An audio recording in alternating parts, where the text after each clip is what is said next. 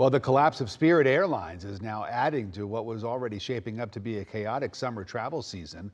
An average of 300 flights and 60,000 potential passengers per day in the next month are expected to be affected by Spirit's shutdown.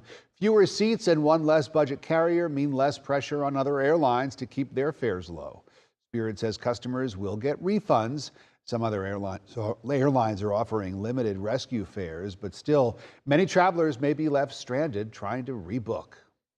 There's not an endless supply of seats to rebook on, and we're even hearing of some stranded passengers in select markets like Orlando, for example, that are waiting, a few days to get rebooked. Spirit had plans to emerge from a second bankruptcy in February, but soaring jet fuel prices took a toll on the smaller budget carrier.